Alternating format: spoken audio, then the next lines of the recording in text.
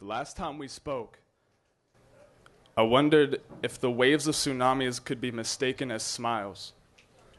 Could hurricanes ever resemble carousels? Does an erupting volcano look like fireworks before consuming the crowd captured by its brilliance? The answer was entombed in the back of your pupils.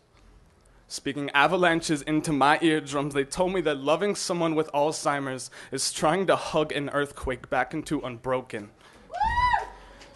See, my dad says that this will probably be the last time you remember my name, so I sit.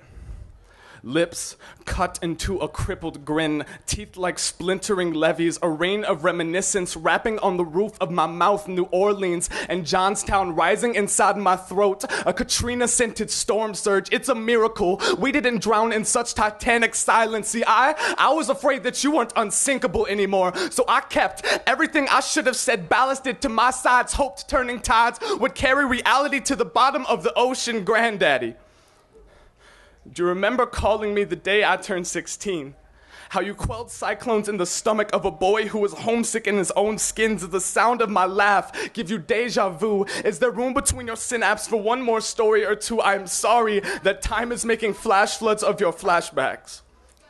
I can't tell you how many prayers have left my lungs like last breaths, as if gale force hymns could fashion these folded palms into a red cross. I thought maybe I could wish back the man who lived a code of open arms, the man who faked bad throws in games of catch to trick me into self-confidence, the man who drove 6 hours to watch me star in my first play, said he would always be proud of a grandson who can make something beautiful, the man who reminds me that smiling into mirrors isn't arrogant. It's the closest I will ever get to reading his mind. The man I'm afraid will hear this poem one day and not know it's about him. But I'm doing my best to remember you.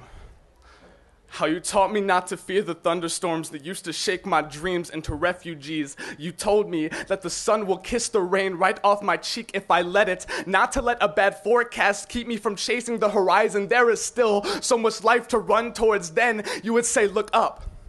Let the rainbow show you it is possible to bend without breaking and still shine brighter than lightning. Look around you. Notice how whenever Mother Nature bares her teeth and we are face to face with the worst this world can throw at us, hugs tend to last a little bit longer. I love yous tend to sound a little bit louder. You actually checked up on your little brother for the first time in years yesterday. That is not a coincidence.